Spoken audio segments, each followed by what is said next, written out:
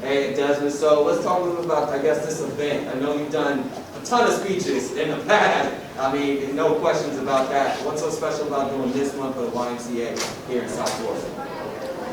What's special about it is because I grew up going to the YMCA, so it doesn't get any more special than that for me personally, you know. So I have a personal connection to the YMCA. Back in Cleveland, Ohio, but still it's a YMCA. For those looking, those teams to be part of that fraternity of Heisman Trophy winners, what do you think maybe they'd be able to take away your speech or what you've accomplished in your career? Well, I hope some sort of inspiration. That's what I hope. Hope that they take away something that they can, some nuggets of wisdom that they can use beyond, you know, this age, or they carry them through their life and their livelihoods. That's what I would hope. You know, I don't know what I'm going to say because I'm not scripted, but I just say what comes on my heart. And then if it affects them, hopefully it will, and they can come away with one jewel, and I've done my job. Could you ever imagine that it'd take 30 years for another receiver to take on the Heisman? I mean, since yourself. Yeah, no, that's well, I guess because the game, the way it is transitioned to more of a passing game. You know, normally if you back in the day when I played, if you saw 3 wide receivers, I mean it was 3rd and long.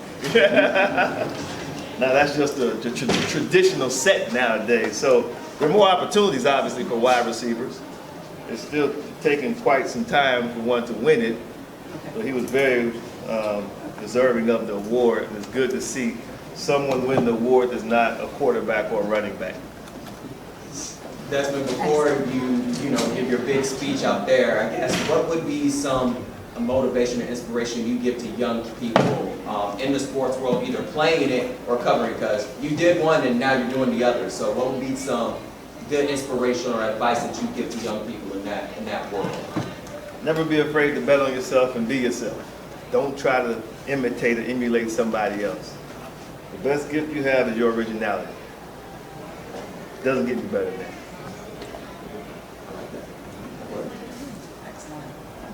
How different do you think your world would be growing up in these times of social media compared to what you came about? Like going into the league, you mentioned definitely it was a different physicality compared to what it is now. It seems very wide open for offenses.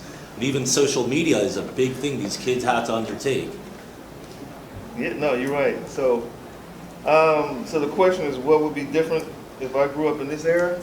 Yeah, I mean, like, do you think you would have been somebody that caught up in the whole social media world? There would have been even more of the Heisman pose, touchdown celebrations, or anything like that? I think that my foundation was so solid that I wouldn't have been caught up in a negative way. Don't forget, you know, people make it seem like social media is like negative, like it's vilified. There's a lot of positives to social media. So, you know, if you use it to your benefit, then you're doing the right thing. You know, so I think that I would have used it to my benefit to do the right thing because my foundation was more solid. So that's kind of how I look at that. Social media isn't like the enemy. It can be really useful and really beneficial in a lot of different arenas if you use it the right way. Earlier we were talking about all the great things about the Y and whatnot. Yeah. I'm just curious, on the football side, we're here in South Florida. There's been the comparisons, obviously, with Devontae Smith being that he's the first guy to win the Heisman after you. And you alluded about how quarterbacks and running backs seem to get like all the acclaim for the award. Right. What's your take on that? Is there like too much bias with Heisman seemingly going to quarterbacks, running backs, just like MVP in the NFL?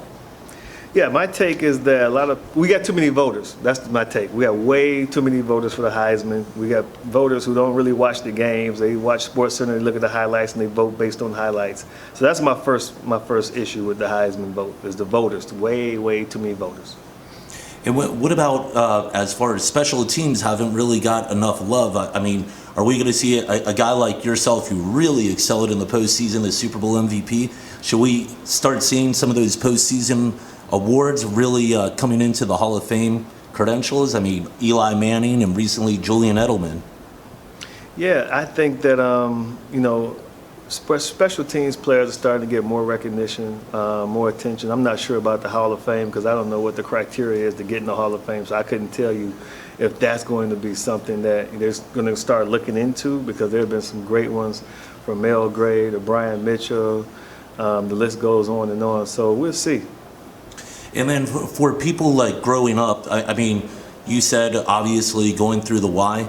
You weren't just a football player in your early days at the Y. Right. How important is it to try and excel in everything and hope that those intangibles go into one individual sport?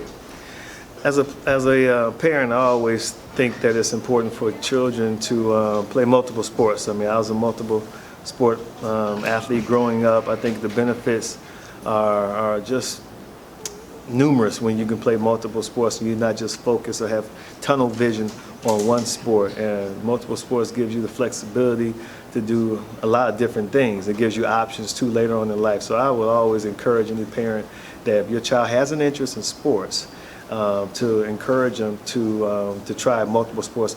Don't just get focused on one sport and you play that sport year round, especially starting off at an early age. And probably not to have that misconception that it's all or nothing. I mean, didn't you also have your bachelor's in communication? Yeah, education is very important. I mean, that was always like a stickler. Even when I was a kid, like I couldn't play sports if my grades weren't right, and my parents were adamant about that. So education was always first and foremost in my household, and then just carried on to Michigan too. You had to keep the grades up. Bo Schembechler, who was the head coach at my first 2 years, and even Gary Moeller my second 2 years, they always made sure that the academics were first. And it's one of the things that they promised my parents, like if your son comes to University of Michigan, he's going to get a great education from one of the top universities, academic universities in the United States. Awesome. And just one last thing, if you can, I'm curious, even though there's a lot to be played, what is your Super Bowl prediction for this year? Oh, I don't have one yet. No, nothing yet? Yeah, we don't know what Aaron Rodgers is going to play, right? Yeah. Awesome. Well,